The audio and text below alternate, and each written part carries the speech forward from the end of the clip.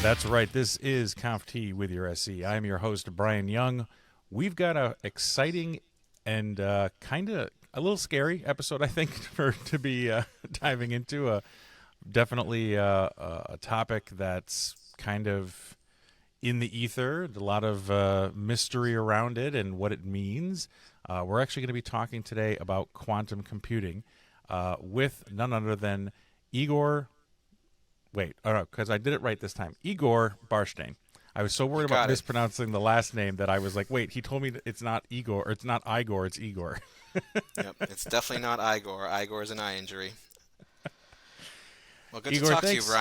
Brian. Yeah, thanks for coming on the show. I mean, this was really by happenstance that we happened to kind of run into each other. I think a mutual friend, Chris Kimball, who was actually just featured on our Tales from the Decrypt episode, sharing his scary tales and the reasons why I will never get in the car or in an elevator with him. I don't know if you caught that No, I episode missed or that not. one, but Chris is a great guy, former colleague of mine. We get along He's a great. great guy. But yeah, he mentioned I made some random post on LinkedIn about quantum computing and what it means for passwords and encryption that we have today in general. And he was like, "Yeah, you may want to chime in here, Igor." And then we just kind of hit it off. And I'm like, "Dude, you need to come on the show and say this stuff because this is pretty cool." And I think the goal here is to have a conversation about quantum computing that is easy enough to listen to in the podcast format to make it so that people don't want to just turn the wheel to the right and go off the bridge. Absolutely. All right, let's kick it off. Cool. So, So yeah, I think we were talking about your title. And I wanted to make sure we hit record before I did this because I think before we jump into that, you were talking about kind of the things that you do, security architect, and you were saying aspiring CISO, probably not something you want to put in there, but yeah, it reminded me of this article that I just read about the SEC filing a lawsuit against SolarWinds for the mess that transpired there, and I read that article, and I'll put a link in the show notes, but to me, I look at that and I think this is going to have a rippling effect industry wide for anyone that's in that CISO seat, right? And I think it's going to change the dynamics of CISOs for hire, right? Where you have individuals that are like, hey, if you need a CISO, if you need to check that box, like I can be your virtual CISO, and they have a couple customers or whatever. What are your thoughts on that? I mean, I think it's just crazy. so there's a couple of opposing dynamics here in play. So one is the lawsuit, right, and the less recent Uber, guilty finding for their CISO for what happened there.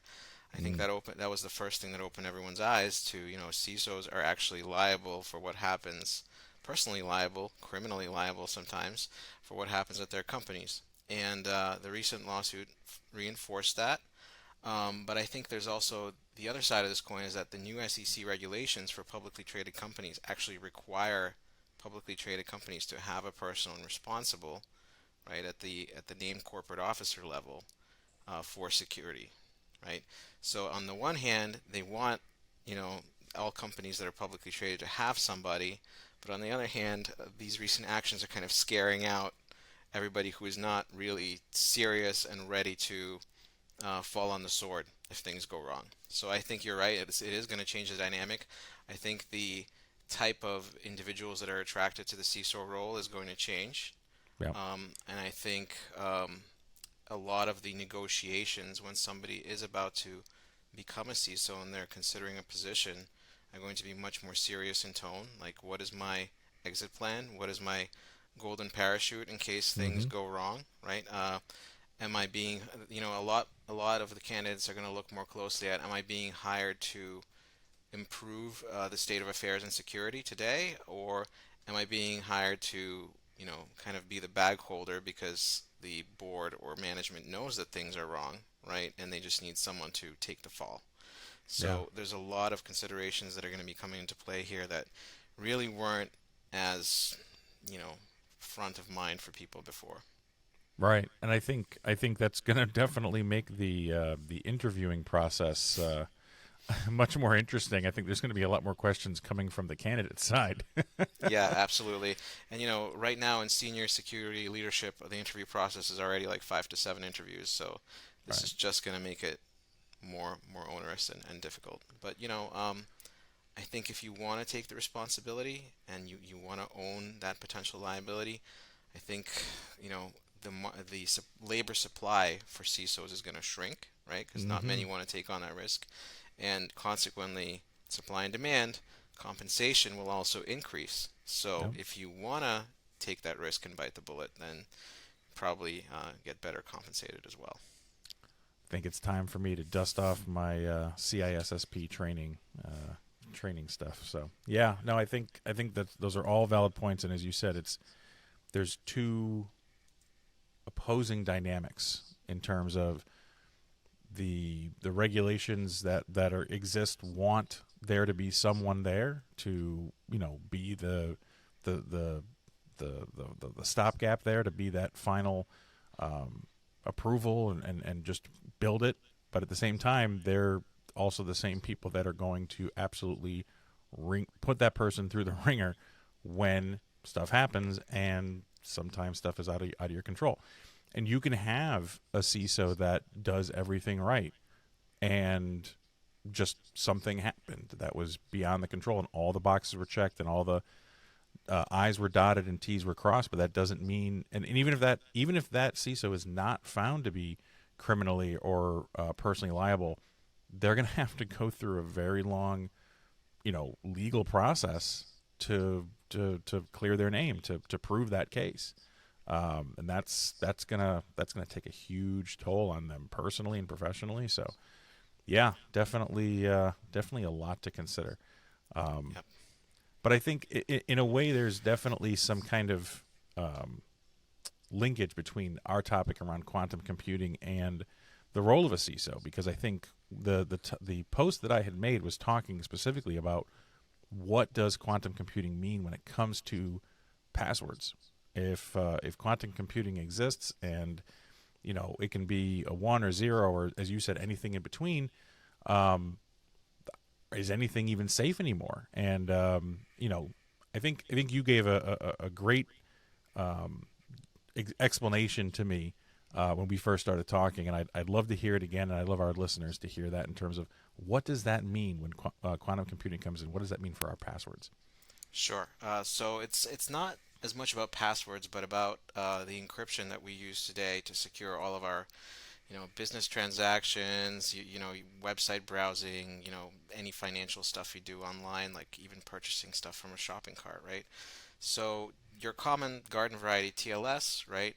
When you see HTTPS and the little lock icon next to your website name there, that is a hybrid encryption protocol. So what it Mm-hmm. does is there's a asymmetric encryption part. So in the beginning, when the your computer is trying to reach out to the server, right? They need to establish a shared encryption key that they both know without revealing it over the wire. And Right. there are protocols to do this called asymmetric encryption, which rely on the difficulty of factoring very large numbers, right? And I'm not going to get into the details, but basically, without sending the shared secret over the wire, both computers are able to derive it, right? And only have to send a public key to each other. Um, Right. so once that secret is established, right, then symmetric encryption takes over, like your AES 256, and then the traffic is secure for the duration of the session. Quantum computers are able to very rapidly factor those large numbers. So the session negotiation, the key establishment part where both computers derive a shared key, is essentially broken. And the threat is not only in the future, but it actually exists today. Because somebody today could capture your traffic over the network, even though it's encrypted, record it, say, on a hard drive, throw that hard drive in a desk drawer for 10 years or however long it takes for a quantum computer to be a reality, then pop that hard drive out of the desk drawer and, you replay the traffic, feed the session negotiations stuff through the quantum computer, and voila, they have your symmetric encryption key. They decrypt the entire traffic flow, and all that private information that was secured today will be decrypted tomorrow. And that's a threat that's already here. And by implication, like, we need to have post-quantum or quantum safe cryptography in place like yesterday. Mm. Yeah.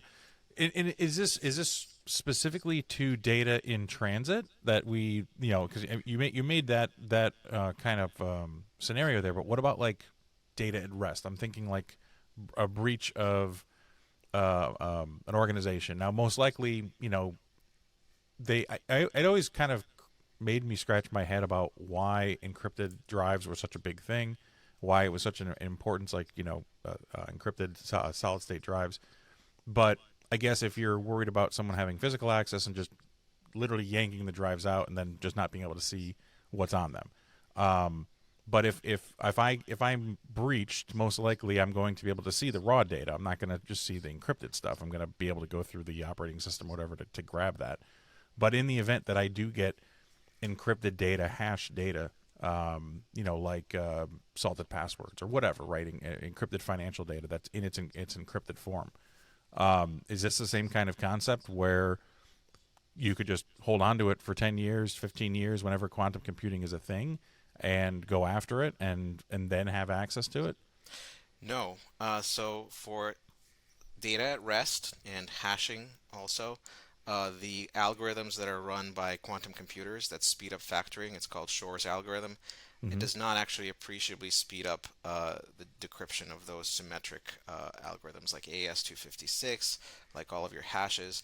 That's actually not under threat. Okay. So the threat is specifically to public key cryptography or asymmetric cryptography. So we're talking about session negotiation and key establishment there. We're talking about trusting digital certificates and digital signatures.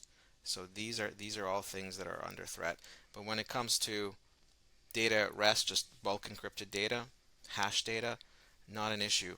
But if you want to be able to prove authenticity of data that's signed, right, or non-repudiation, that somebody made a change in the data, and you want to make sure that it's truly made by them and by no one else, you're relying on their public key. That is also under threat. So anything that has Gotcha. to do with public-private key cryptography there.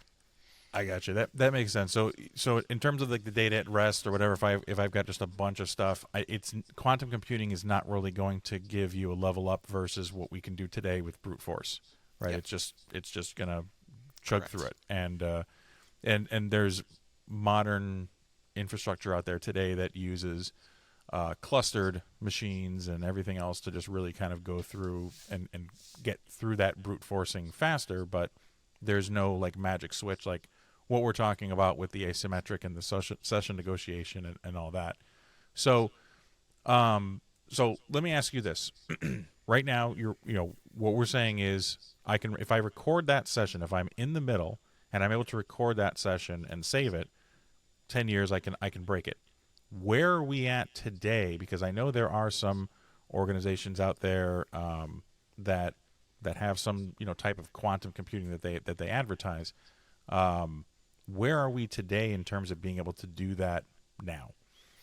So, great question. So today, the state-of-the-art quantum processor is IBM's Osprey CPU, Hmm. and that fields 433 qubits altogether that can, work together as one to, break potentially quantum. So sorry. So can we redo that in the recording? Absolutely. That pose potentially a threat to asymmetric encryption. However, 433 qubits is not enough. Okay, the quantum computing, by its very nature, is noisy and kind of messy. So the way the speed up works, like a classical computer, when you're trying to factor a large number, you have to go through the algorithm step by step of finding the greatest common divisor, and figuring out what the factors are and trying different possibilities. And that's why it takes a very, very long time, because you have to go through each possibility in sequence, check it, and if it doesn't work, then try another one. With quantum computers, the qubits can be anything between 0 and 1, And also another amazing property is that when you have a bunch of them together, their states and their values all kind of overlap together and interfere together, and you can read them all out at the same time. I'm not going to get into again the technical detail, but the way that this speeds up the factoring is that you're able to look at all the possible solutions kind of at the same time and see which ones light up because they interfere together and kind of come out of that sea of possibilities, and that's where the speed up occurs, right? So 433 is not enough. You need to actually have way more qubits in play than the cryptographic strength of the security bits of the encryption, right? So, for example, a RSA 2048, right? It has 2048 bit strength, Mm-hmm. but you need way more than that, several times that to actually be able to break that, because you need to have some qubits available for error correction because everything is noisy and kind of vibrating in the quantum ether, and to get a readout that is actually reliable and correct, you need to overlap your result many times with more qubits than you need. So a cryptographically relevant quantum computer, the current estimate is that it's going to require about 4,000 to 10,000 qubits on a single CPU, or maybe on a networked set of CPUs that are entangled together, to actually be able to break current classical asymmetric encryption. We're not there yet. So Right. IBM's roadmap says this year they're going to come out with their Condor chip, which is going to be like 1121 qubits. It's getting close, Yeah. but they're saying they're not going to get to like 4,000 plus until 2025 and later. So we got a Okay. little bit of time, um, but again, we're not safe from the uh, capture now and decrypt later threat. Right. Right. And this may be too early to tell, but is quantum computing following kind of the Moore's law in terms of trajectory? Like, if we're looking at number of, because you mentioned 1100, I'm like, that's about 3 times what we're looking at here today. I don't know when this one came out, but we're looking at kind of doubling in turn every 2 years or something like that. It does seem to be like an exponential scale, right? Mm. In terms of the progress we're seeing shorter and shorter increments to bigger and bigger numbers of qubits. So it seems like Moore's law. I don't know if it's going to be the exact same parameter in that curve Right. as Right. Moore's law is, but we're going to get there sooner than later, and that's troublesome. Yeah. Whew, boy.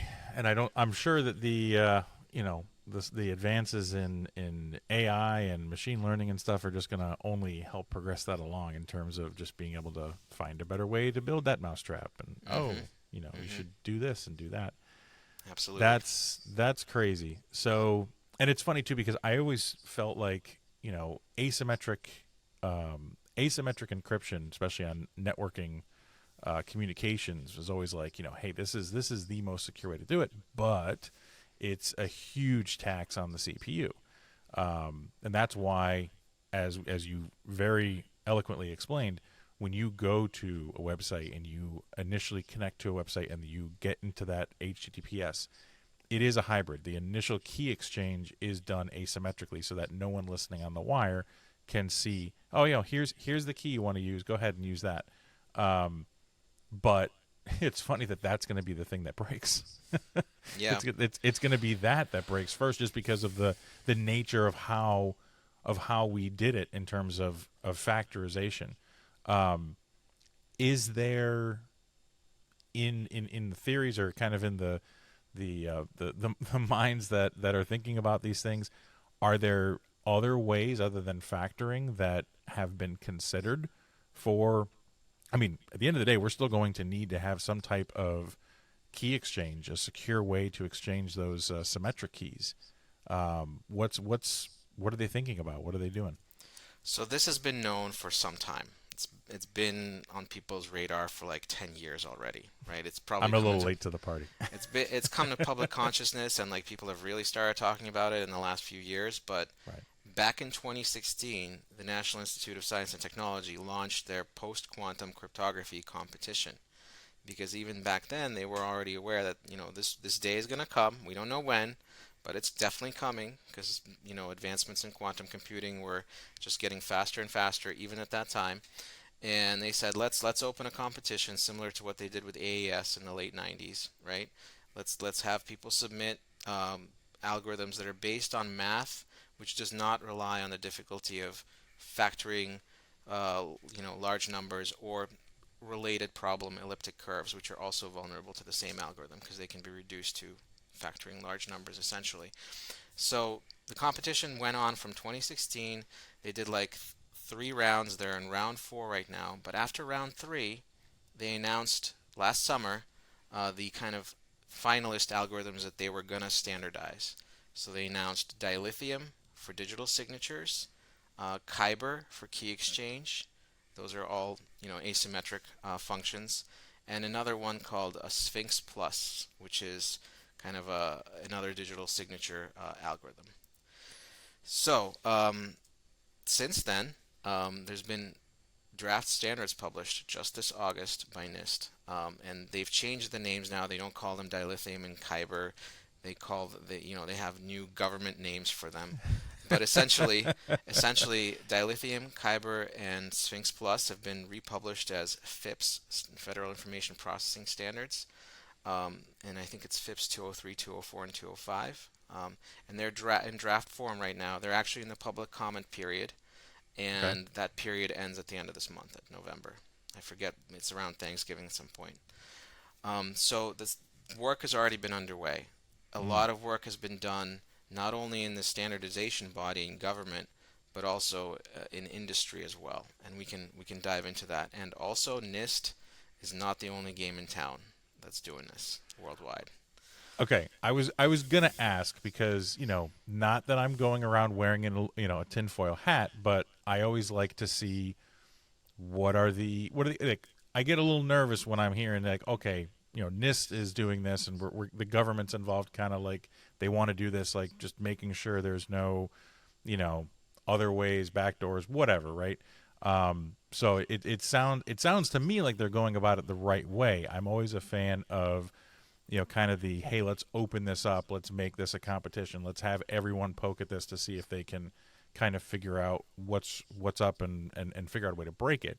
And it's why I think things like this and TLS and these open standards have been much more successful than, say, and I'm going to pick on people here, but like the Wi-Fi Alliance, right, where everything's very, very close knit, and it's like nothing is, we could be leaps and bounds ahead of where we are now on Wi-Fi, especially in things like roaming and stuff like that, than we are today. But I digress. That's a conversation for another day. So yeah, I would love to dive into that in terms of who else is involved outside of NIST, and our government, other countries, etc.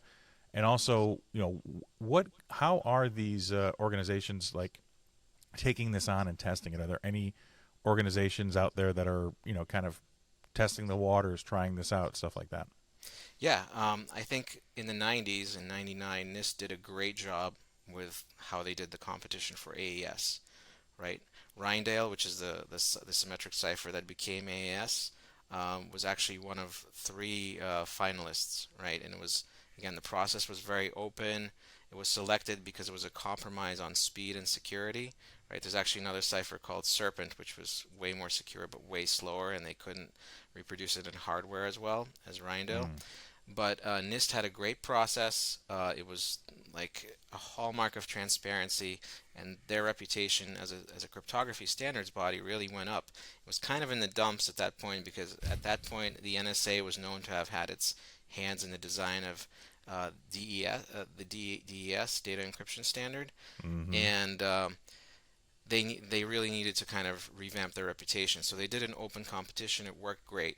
Then in the 2000s, we had the dual EC DRBG standard, which was a backdoor was revealed in one of the elliptic curve based random number generators that NIST was pushing hard to be standardized and actually published as a standard. and there were allegations of NSA involvement, and reputation kind of went back down.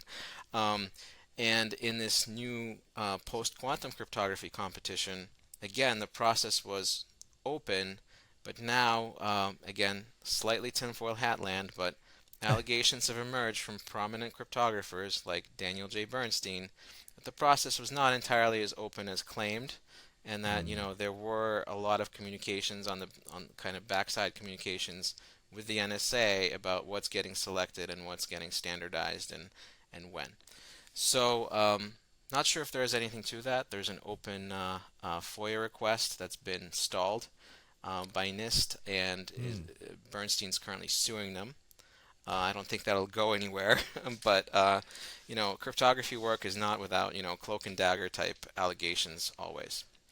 Yeah. Yeah. As a general comment, for commercial cryptography that's open to the public, military ciphers are always classified, and we don't know anything about them. Right. But it would I would be disappointed in any national standards agency that's standardizing commercial cryptography standards if they were not working with their national intelligence agency. I think all countries do this. Mm-hmm.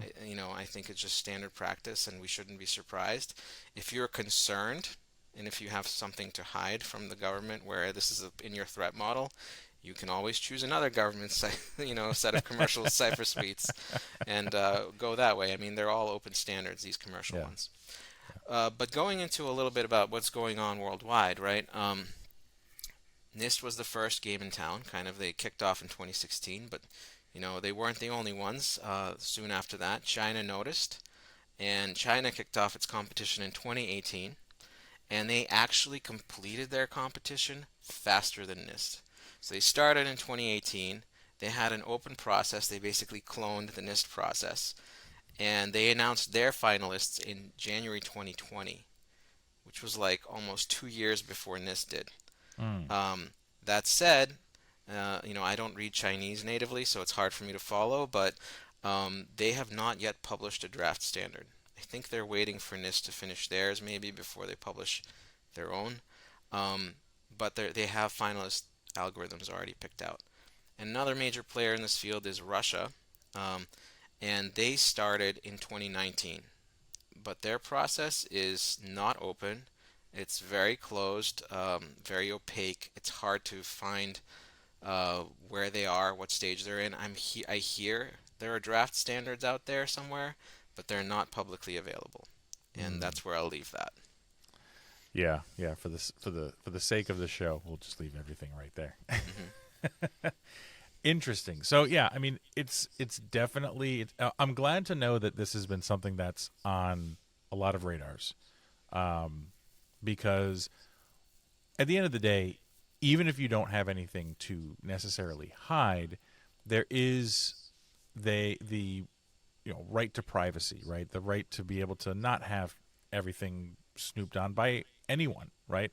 Now, I'm not picking on the government or the NSA or anything. Just like I don't necessarily want my neighbor to know what I need to go to the pharmacy for, right? I don't want them to know that, and that's kind of the mentality you have to have. And it's always something that it's one of those conversations where you'll get into someone where like, well, I have nothing to hide, I have nothing to be worried about, and it's like, it's not about something to hide. At the end of the day, you do have things you want to hide. You don't want me knowing your bank PIN. You don't want me knowing your credit card number.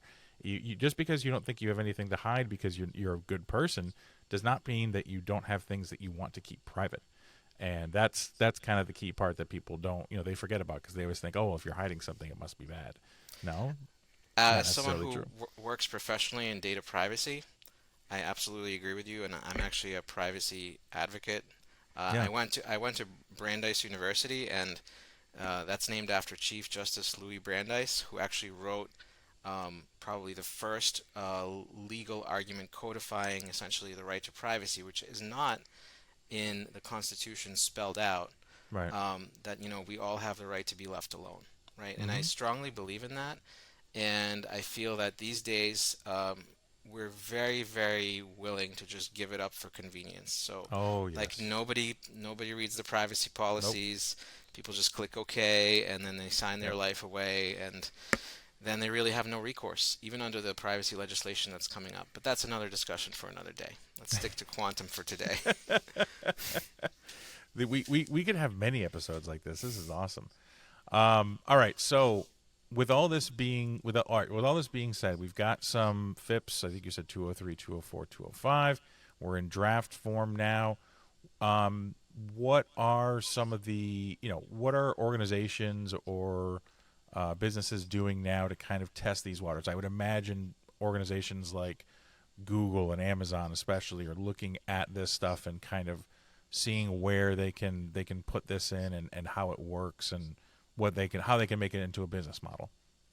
Absolutely. So let's start with government first Okay. instead of private sector. So for government and for organizations like the military and organizations that are government contractors, the NSA has actually released the Commercial National Security Algorithm Suite version 2.0 in the summer.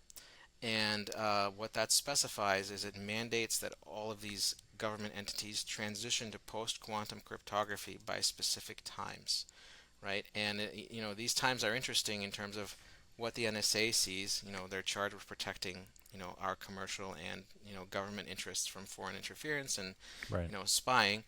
What the NSA sees as a threat. So the way that that timelines are for NSA is they want to have across the board testing in government solutions from 2024 onwards. They want to have web services to support post-quantum cryptography by 2025 and have it set as default. Oh wow. Network equipment should be ready by 2026 to have that as a default capability, and operating systems 2027. So it's kind of a phased approach, but Right.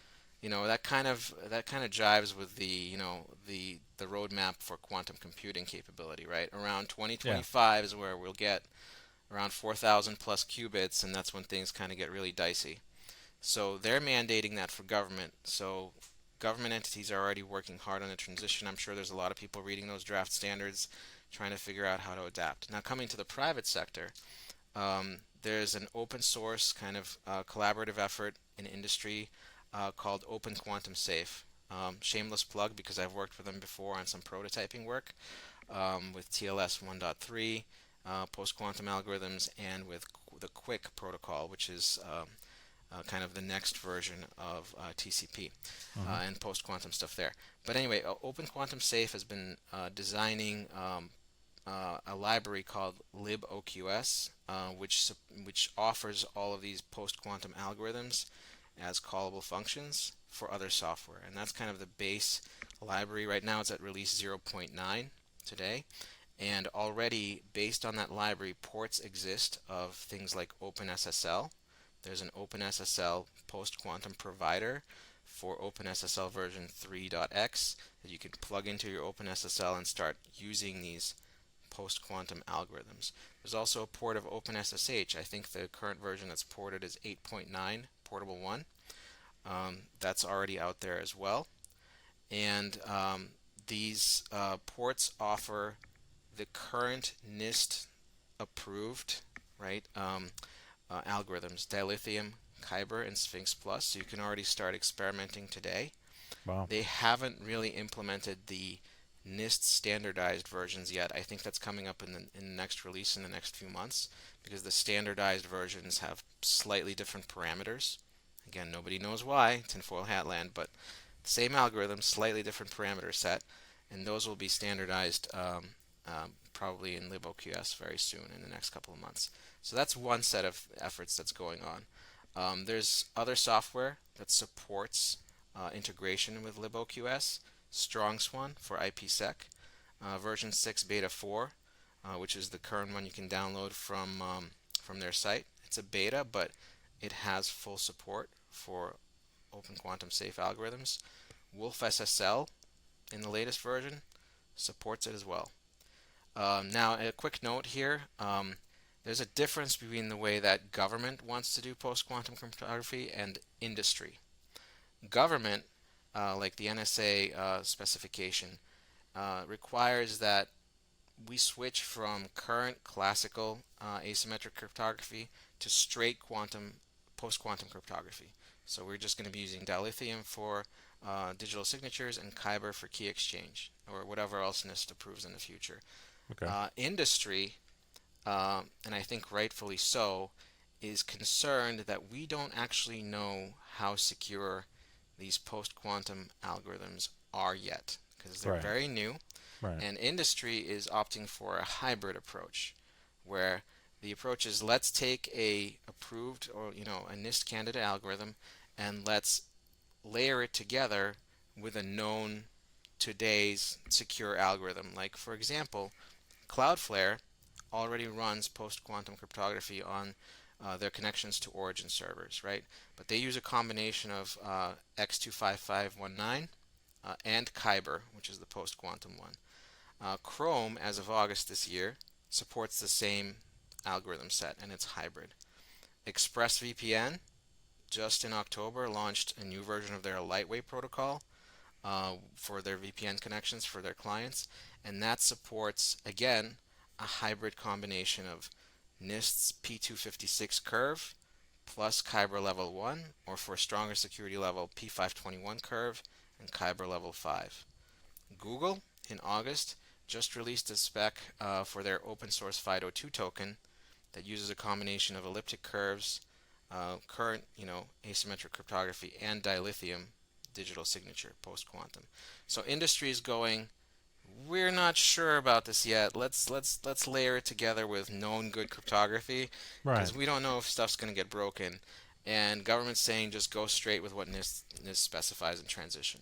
And the reason why industry is concerned is because during the NIST competition, a couple of the really promising candidates were, everything was going well. We got to round three or even round four, and things were broken really bad.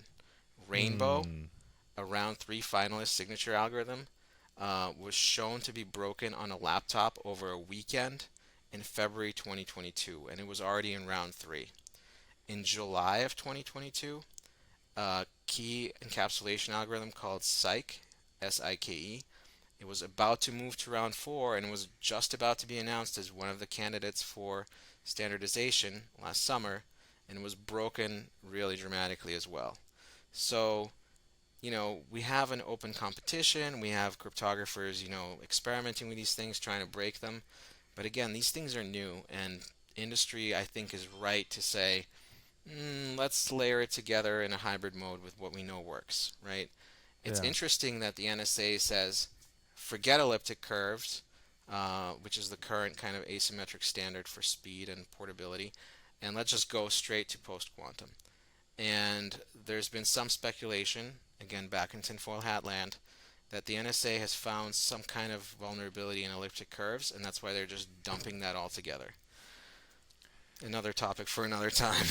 Yeah. Yeah. No, I think I've heard that, and it's tough because this kind of goes back with the whole um it's a difference of like I don't even know how to say this.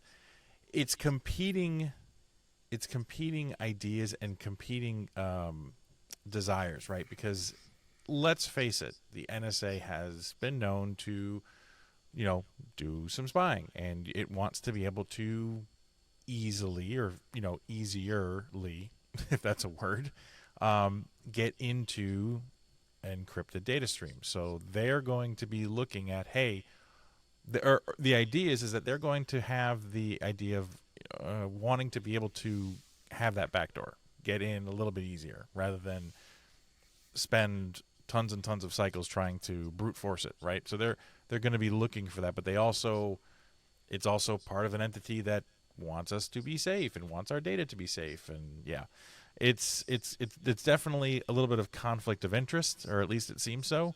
And considering the history of NIST and the NSA and stuff like that, it's going to get people to kind of scratch their heads and pay a little bit more attention and say, well, whose best interest do you have in mind here? To touch on your point a little bit there about attacks against encryption, I'll tell you this, that most nation states, at least until quantum computers are going to be a thing, do not try to attack encryption directly. It's a Hmm. waste of time. It's incredibly expensive, Right. and the math as it stands today, is sound. What's most commonly attacked is either the implementation.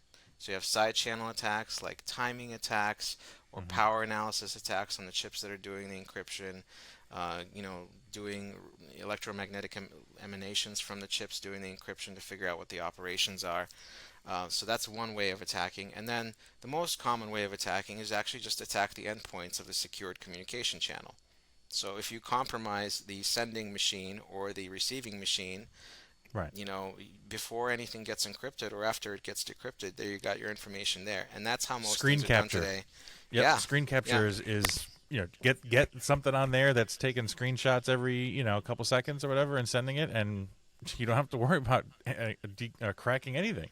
yep, exactly. And that's actually the route that most intelligence agencies take Yeah. these days, and even corporate espionage works the same way. You compromise the systems and you don't worry about the math. Yep. Yep. Now there's always I always find it hilarious how there'll be some proof of concept that was discussed. Like I remember this one article I read about.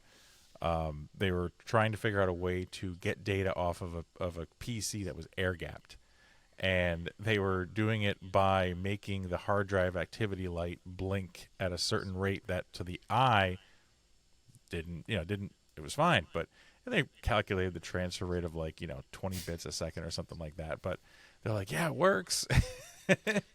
Yeah, there's been a lot of those. I've read other papers where you use speaker tones that are inaudible to the human ear. Hmm. Fan rotation speeds, right? Vary the fan rotation speed subtly. There's a lot of those. I'll tell you this. The whole Stuxnet situation with Iran, when nation state actors who shall remain nameless, right, compromised Iran's nuclear enrichment facility. That was all air gapped.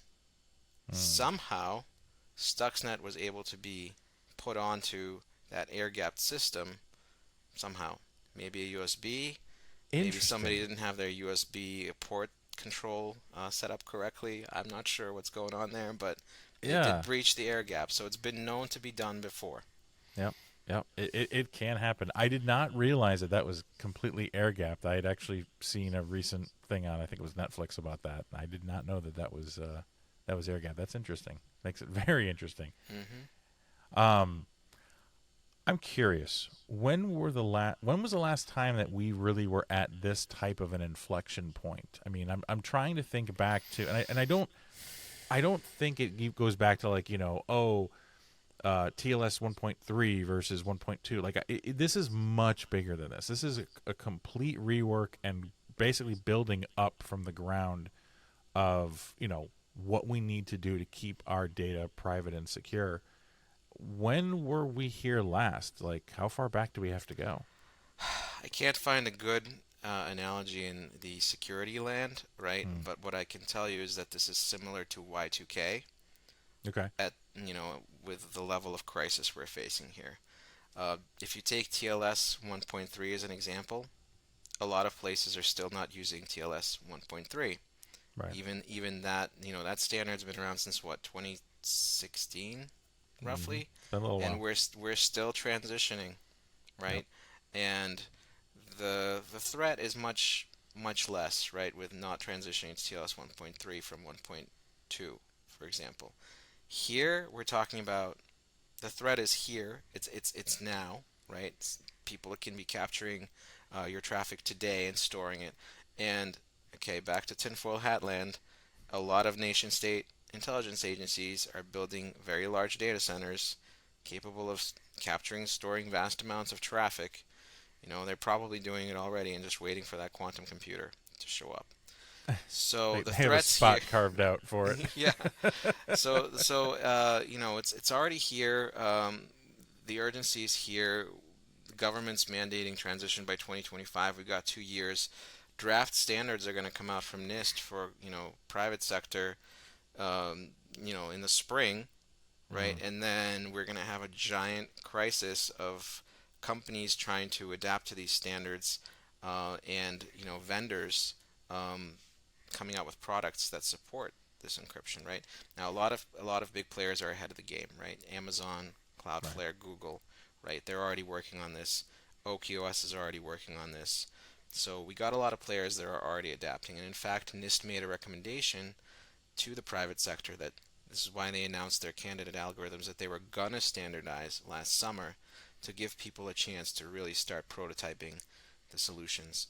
The goal is when they publish the standards, very shortly after that, you're going to see a flood of products hit the market to support these new algorithms. And that's great, but you also need people that understand this technology, that have worked with this technology before, right? That have experimented with it, that know where the threat model is, right? That it's Right. against, session negotiation and data at rest, or trust via public key infrastructure and not really data at rest. Hmm. I think there's going to be a cybersecurity jobs crisis again with this technology emerging for qualified specialists in this. Hmm. Hmm. Side note: cybersecurity jobs crisis is over. I think, just judging the market dynamics that I'm seeing today. You gave kind of the analogy of it's not like going from TLS 1.2 to 1.3. I would say it sounds like it's going from no encryption to TLS 1.3. Like it's a big jump, and Hmm. the reason that the implementation of 1.3 has been so slow to roll out, I think a lot of that has to do with, well, a lot of smaller applications. Obviously, all the big players are using it, but there's tons of smaller ones that are, maybe it's abandoned, maybe it's not really well maintained, maybe it's just like, I really don't care. And the issue too is on the browser side, and this is where a lot of the attacks happen, is that in order to be compatible, the browser will support TLS 1.0, 1.1, Hmm. and that creates a vulnerability there where if you're going to a compromised website, I can make it so that that website says, "Hey, I only do this. We need to be able to talk at this level." And the browser's like, "Okay." And it has, it's like, we just want to make it work, right? I have a feeling that what's going to be probably the most difficult part of this whole thing is going to be that transition and how abruptly things get shut off, if they get shut off at all, right? Because it sounds like NIST is really pushing to say, listen, you need to push to this, and we need to be able to close all these doors behind us, because if we don't, what was the point? Yep, correct. I think with this new standard emerging, like I said, I think 2024 after spring comes, it's going to be a mad rush to get this done. And as you pointed out, the session parameters are really set on the server, right, and on the client, and they have Right. to find a common language that they They have to talk. negotiate. So the Exactly. browsers will have to have support for kind of the NIST standardized algorithms, right? And that has to ship as standard on the browser, and that's fine. But then on the other side, you have to configure your Apache or Nginx or whatever to support just those, just the Right. new post-quantum algorithms, and that will be a tough sell for companies unless they're confident that their user base has upgraded to the latest versions of the browsers. So I think there will be a kind of a multi-angle push, right? Hmm. The browser manufacturers will really push out these browser updates, right? Chrome, Safari, right? The support will be there, and that update will really be forced on the user. It will be something that will be really hard to opt out of. From the It'll other be end, like get it when we got rid of Flash. yeah, yeah. And then from the other end, the major web server implementations, Apache, Nginx, IIS, right? They'll implement support on their side, and then we're going to get to a point where you go to the Mozilla web server SSL configuration wizard on the internet, and they're not going to have the modern or medium security or legacy options anymore. It's just going to be one option, and that's going to be post quantum, and that's the parameters you got to put in your server to make it secure. So I think there's going to be a sea change there. It's going to be a Yeah. lot of activity, I think, starting next spring. Sounds like we're going to be busy. Oh yeah, yeah. The industry is going to be busy. Um, Let me ask you this question: what would you do differently in terms of any part of this research, implementation, draft, whatever? if everyone pointed at you and said, "Hey, how do we do this? What would you do differently, or what recommendations would you make across the board?" So I think, I work in security leadership right now for a medium global manufacturing business. We have quite a lot of encrypted connections and data in transit. So Hmm. one of the things that we're already thinking about is we need to inventory all of our data in transit encrypted connections, right? Yep. Understand where are the endpoints, right? What are the encryption protocols? What are you using? Is it SSH? Is it TLS? Is it SFTP? Right? What is the encryption method that's running? And then research the software that's running that important protocol. What is the update timeline for that software? Have they even considered, conforming to the new NIST standards? Is there even prototype software out? Right? OpenSSH, sure, right? OpenSSL, sure, already exists. So you can start experimenting with hybrid versions today. But then there are some lesser known encrypted protocols, like how are we going to secure LDAP-S, or how are we going to do SMIME for email, right? Is that just going to be, are we going to encapsulate it in post-quantum TLS? Like, what are we going to do, right? Right. So take an inventory of all of your data in transit encryption, right? Make a list of protocols, try to like make a list of the software that runs those protocols, and then start investigating where are those software providers at in terms of their roadmap, right? I think that's what I would recommend first and foremost. Data at rest, hashes, not as big of a concern right now, Right.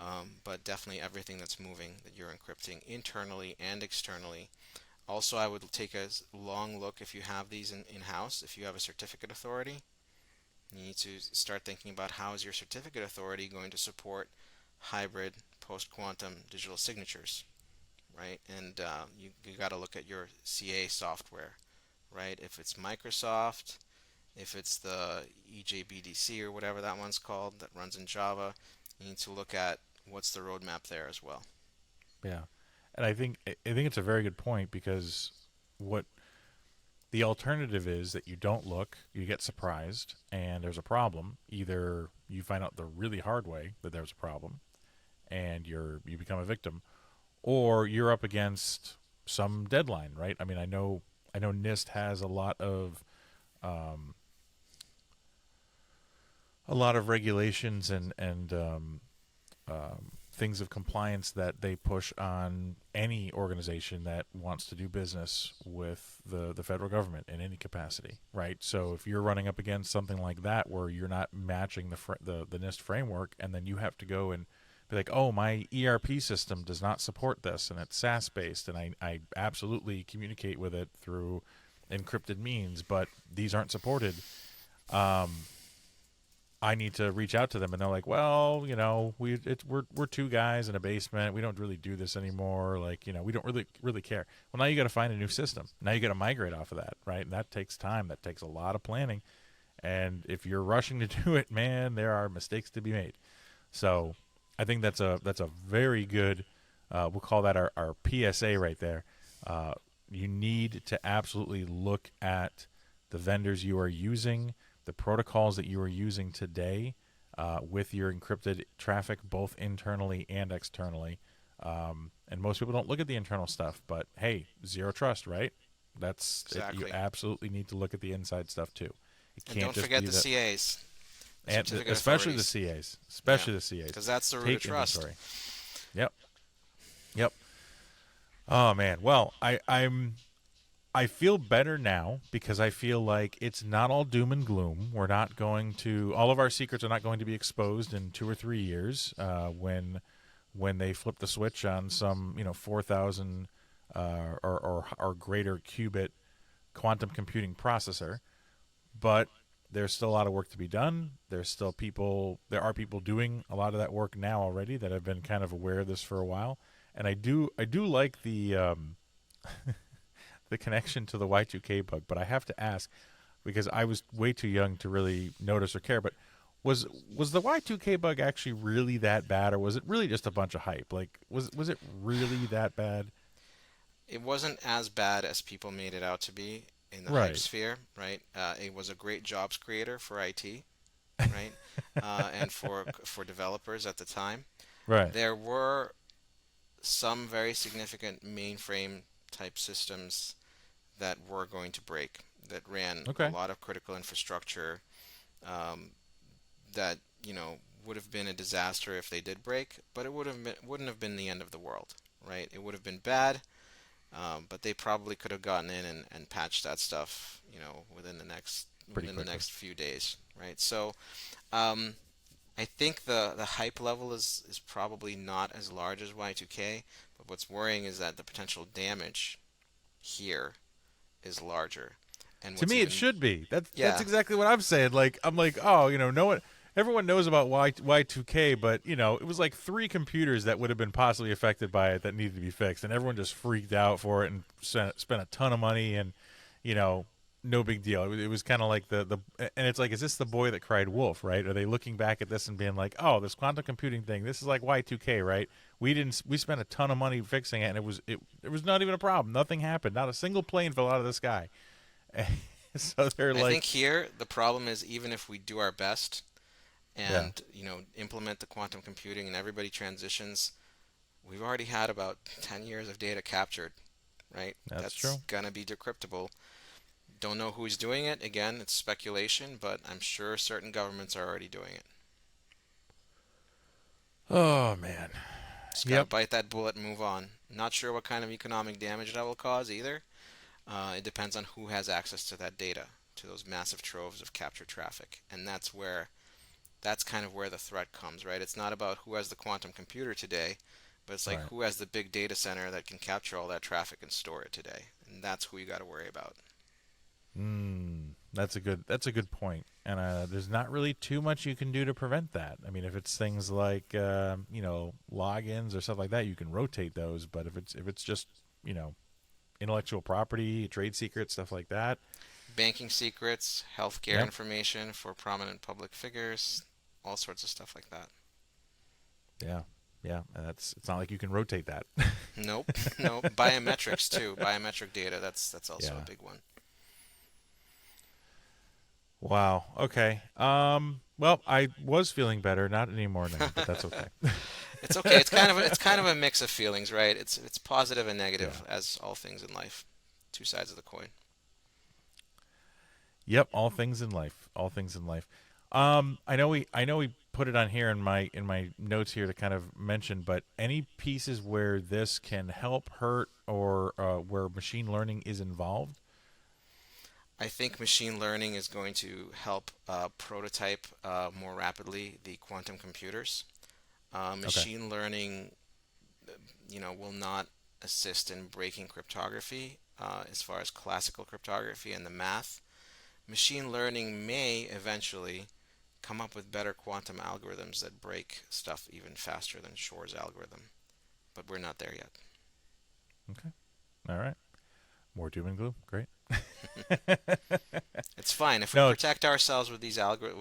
post-quantum algorithms. Then it's a different type of mathematics that currently with Shor's algorithm can be broken. Who is to say, though, that in the future we won't find other quantum algorithms that break, maybe symmetric encryption, right? The future is not Mm. set. And that's just it, right? Everything we've been talking about today has specifically been on asymmetric encryption, but with the idea that, hey, hashing, that's still safe. We're still good with hashing. We're still good with symmetric encryption. The quantum computing as it stands today and as we understand it today, no risk, but you just don't know. You just You don't just know. don't know.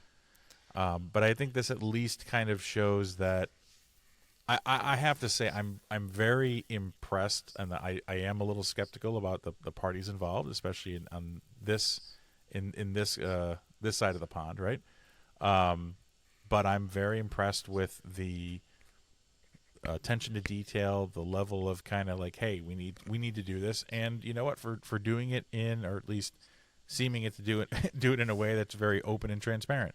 Um, I definitely applaud that, and I think the industry will just have to kind of pick up where other places leave off, and I think we'll be in good shape. Yeah. I'm pretty confident with it. At the end of the day, we'll be in good shape, and I think there will always be more work to do in cybersecurity as we go forward. Never Yep. ends. So I don't need to print off every bit of information I have and hide it under my mattress. Probably not. Cool. Probably not. Cool. But just keep it back up just in case. Yeah, definitely keep backups. Not just because of encryption, but because of ransomware and malware and all sorts of Yes. other Yes, ways to yes. get your data compromised. Oh, good times. Well, Igor, this has been incredible. I've really enjoyed the conversation with you. You definitely know your stuff. I mean, you were throwing out version numbers and beta numbers and dates. I was very, very impressed. I want to, before we wrap this up, just want to open up the floor to you if there's any other final thoughts or last minute things you wanted to mention before we close this one out. Yeah, read those privacy policies.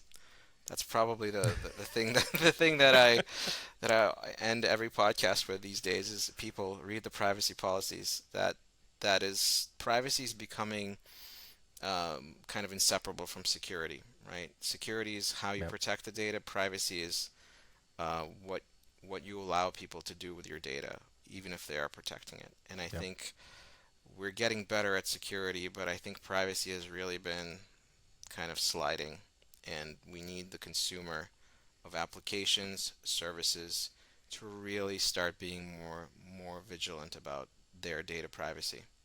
The legislators are working there, but without participation from the consumer, like no amount of regulation is going to protect you if you just sign your rights to your data away. Then you're not protected under legislation even. Yep. Yep. Especially the means of convenience, right? We definitely sign a lot away without realizing it, and you've got to be very mindful of those privacy policies with any organization you're going to work with, both in a professional and a business kind of way. So Absolutely. awesome. Igor, thank you so much for joining us today, and thank you for listening to ConfT with your SE. If you have any questions, I'm sure there's lots of questions, feel free to drop us a line at hello@conft.show. Also, join the Discord. Igor, I don't know if you're on Discord, if that's something you'd be interested in joining, but I'll be sure to get you on there if you'd like to be. Sure, send me an invite. Yeah, we'll get Igor on there as well if you can kind of pick his brain. Also, this is news. If you made it this far, awesome for you. The ConfT merch shop is actually open now. Shop.conft.show to get your coffee mugs, T-shirts. I think there's actually it's right over here to my left here, a little beer can shaped glass there, to show off your love for the show. But all that being said, be sure to stay safe out there. See you next time, and don't forget to save that config. Thank you, Brian. It was a pleasure.